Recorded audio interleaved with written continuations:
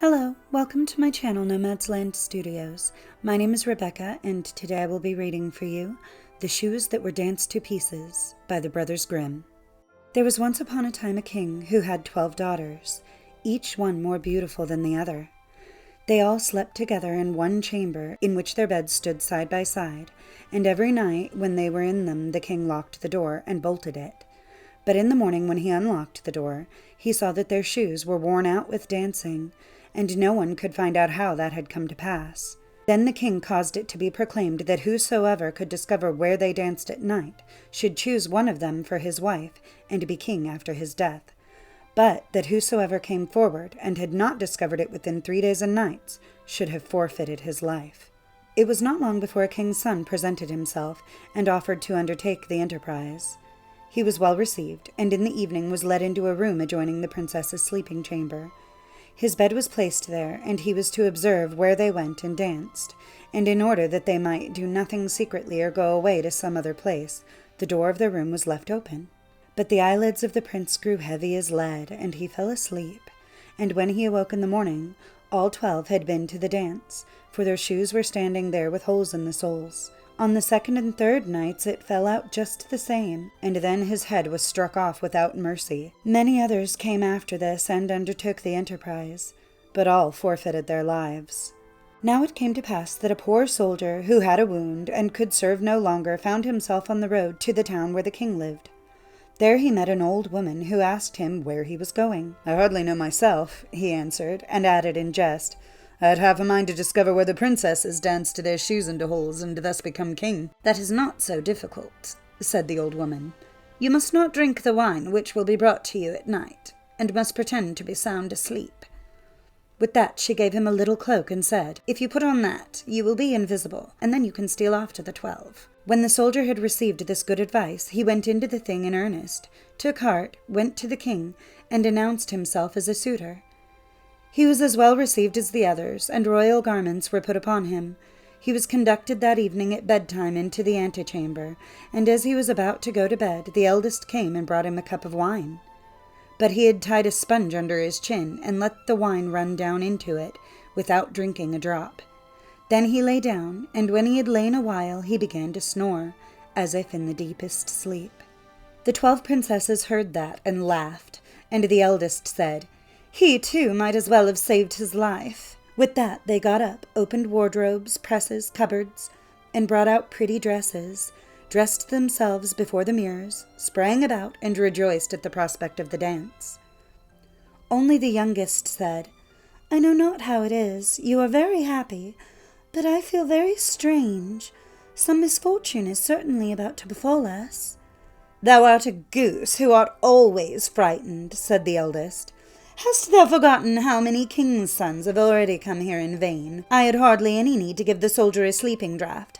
In any case, the clown would not have awakened." When they were all ready, they looked carefully at the soldier, but he had closed his eyes and did not move or stir, so they felt themselves quite secure. The eldest then went to her bed and tapped it. It immediately sank into the earth, and one after the other they descended through the opening, the eldest going first. The soldier, who had watched everything, tarried no longer, put on his little cloak, and went down last with the youngest. Halfway down the steps he just trod a little on her dress.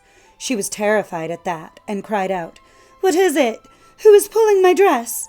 "Don't be silly," said the eldest. "You have caught it on a nail." Then they went all the way down, and when they were at the bottom they were standing in a wonderfully pretty avenue of trees, all the leaves of which were of silver and shone and glistened.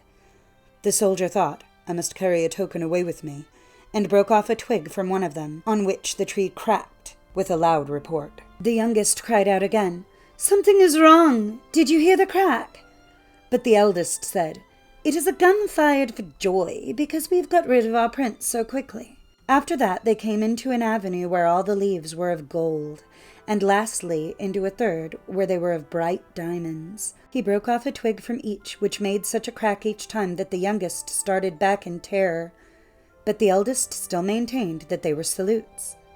They went on and came to a great lake, whereon stood 12 little boats, and in every boat sat a handsome prince, all of whom were waiting for the 12, and each took one of them with him, but the soldier seated himself by the youngest. Then her prince said, "I can't tell why the boat is so much heavier today. I shall have to row with all my strength if I am to get it across." "What should cause that?" said the youngest. "But the warm weather. I feel very warm, too." On the opposite side of the lake stood a splendid, brightly lit castle, from whence resounded the joyous music of trumpets and kettle drums. They rowed over there, entered, and each prince danced with the girl he loved, but the soldier danced with them unseen, and when one of them had a cup of wine in her hand, he drank it up, so that the cup was empty when she carried it to her mouth. The youngest was alarmed at this, but the eldest always made her be silent. They danced there till 3 o'clock in the morning, when all the shoes were danced into holes, and they were forced to leave off. The princes rowed them back again over the lake, and this time the soldier seated himself by the eldest. On the shore they took leave of their princes and promised to return the following night.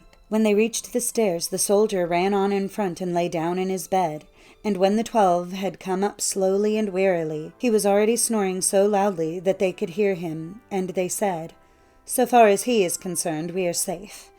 They took off their beautiful dresses, laid them away, put the worn-out shoes under the bed, and lay down.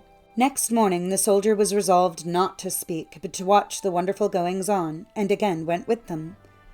Then everything was done just as it had been done the first time, and each time they danced until their shoes were worn to pieces. But the third time he took a cup away with him as a token. When the hour had arrived for him to give his answer, he took the 3 twigs and the cup and went to the king. But the 12 stood behind the door and listened to what he was going to say. When the king put the question, "Where have my 12 daughters danced their shoes to pieces in the night?" he answered, "In an underground castle with 12 princes," and related how it had come to pass, and brought out the tokens. The king then summoned his daughters and asked them if the soldier had told the truth, and when they saw that they were betrayed and that falsehood would be of no avail, they were obliged to confess all. Thereupon the king asked which of them he would have to wife. He answered, "I am no longer young, so give me the eldest." Then the wedding was celebrated on the self-same day, and the kingdom was promised him after the king's death. But the princes were bewitched for as many days as they had danced nights with the 12. Thank you for watching. If you enjoyed that video, please don't forget to like, subscribe, and leave a comment. I will be posting on Tuesdays and Fridays. Thank you, and I will see you next time. Bye!